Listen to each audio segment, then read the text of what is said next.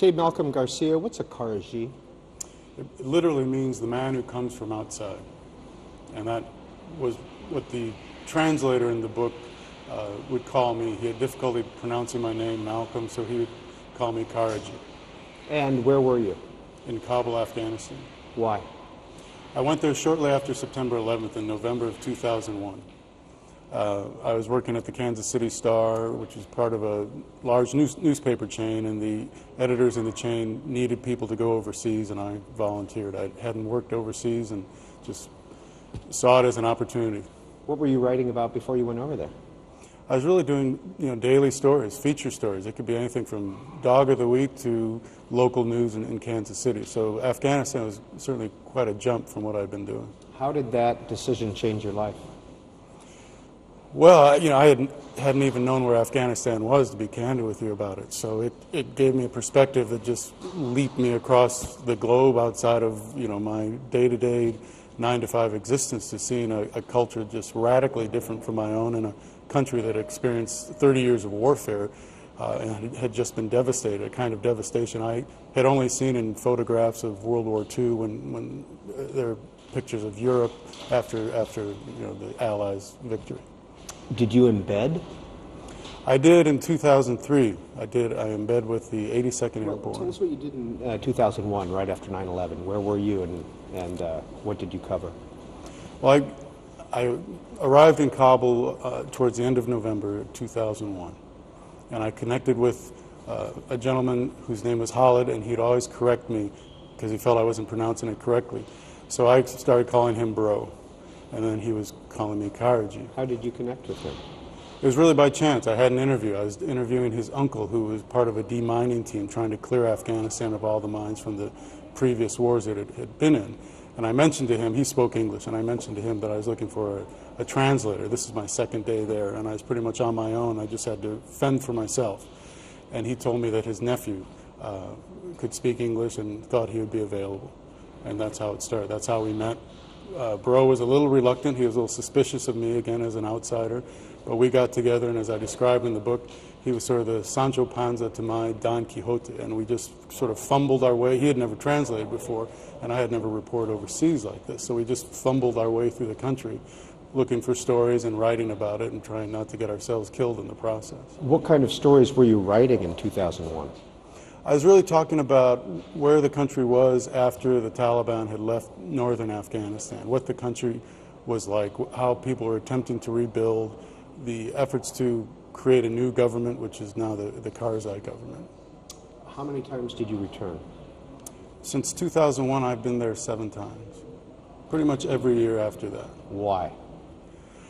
I was just sucked in. It just captured my imagination. I formed real strong bonds with Bro and his family, and I had a hard time just leaving. I didn't feel my time there was done. It had such an impact, and coming back to the United States, I felt somewhat discombobulated. I'd had this experience that was radically different from anything I'd known, and I felt a need to go back there to learn more about the country and also for my own sense of balance. I felt like I needed to stay there. I just feel somewhat lost having done it and then just coming back to a place that was so different. Was your reporting done all in the Kansas City Star? Initially, it was done primarily for the Kansas City Star and Knight Ridder newspapers, which at the time owned the Star and 32 other newspapers. And then I started freelancing and began working for some smaller magazines such as the Virginia Quarterly Review, the Missouri Review, submitting personal essays, you could say, some of which revised appear in the book, about my personal experiences in Afghanistan, my thoughts about people there and the country, thoughts that normally don't go into a daily story because I'm being more reflective than just reporting news. Such as? Give an example. Well, for example, there's one story in the book about some war orphan children that Bro and I took under our wing. And so I talked about the process of getting to know them, taking them for lunch every day, enrolling them in school, and then the problems I faced when I left, and I had started this process with them, and how to continue that, because I created some expectations for them that I felt obligated to attempt to fulfill. Who was funding all these trips? Some of them were funded out of pocket, my pocket. Many of them, again, were funded by the Knight Ridder newspapers. This book the Khaarijee, A Chronicle of Friendship and War in Kabul. What period does it cover? Does it cover all 7 trips? It does, yes. Walk us through it. The initial chapters are just, my immersion into the country in 2001 and my reaction to that. And then I returned in 2002, which was the beginning of the Karzai government. There was a process involved where he was assuming the leadership of the country. Then in future years, I did an embed and then followed up when the country started to kind of devolve into the violence that we're seeing now. And then most recently, and this isn't in the book, I covered the election in August. Where'd you stay when you were there? Initially, we stayed in a house that was rented by the newspaper chain. And then after that, I began staying in a hotel called the Mustafa Hotel. What was it like? Well, it used to be a place where you could exchange money. And then the hotel owner recognized that, with all the journalists coming in, he could actually make more money turning it into a hotel. The problem with that was all the rooms were glass. So in winter, you froze because there was no central heating. There was nothing except glass between you and your sleeping bag. And it was a very eclectic group. You had all sorts of people, from lost souls who were just drawn to war for whatever their reason, to journalists, to people who work in aid organizations. When did you get a book contract? That happened, I have to remember that. That was in September of '08. And it was serendipity. I'd written a lot of these chapters as individual essays, suggested to me to put them into a book, and then I began sending them out through an agent. A lot of books on Afghanistan and people's experience over there in the last couple of years. What makes yours different? Well, I think it's a very personal book. I don't get into a lot of talking to the leadership of the country, and I'm not saying that's a bad thing. But my book, I approached Afghanistan from a very grassroots perspective. I come from a social work background. I used to work with homeless people in San Francisco. And so I talked to people in the street. I went to their villages. I talked to these boys I just referred to. I really tried to talk to so-called mainstream Afghans and really get a sense from them how they feel what is happening to their country, no matter what the politicians or whomever may be saying. What does Bro do in his daily life when you're not there to... Now he's working for a Bangladesh NGO or aid organization.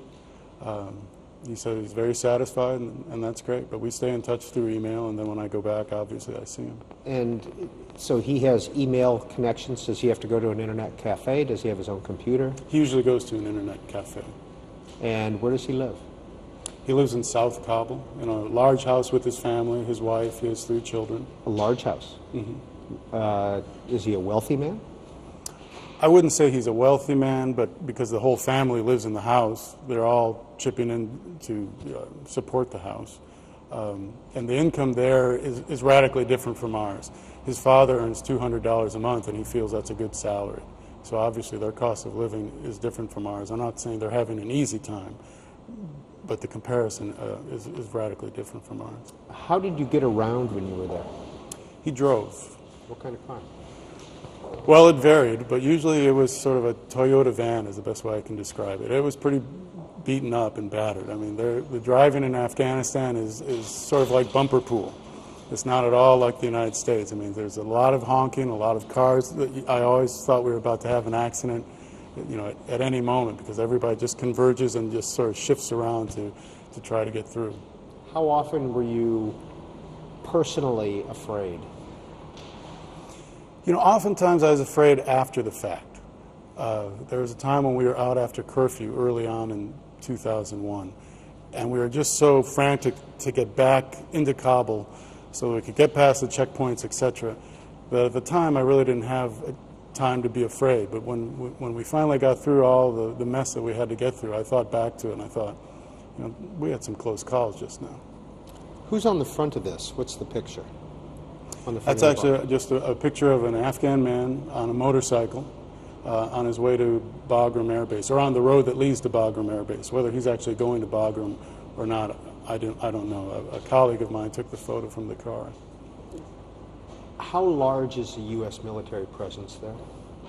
In Kabul or all around Afghanistan? Do you see it constantly? You do. I mean, you see what you see a lot of is vehicles. You'll see some soldiers on the street and so forth, but you just see a constant stream of military vehicles.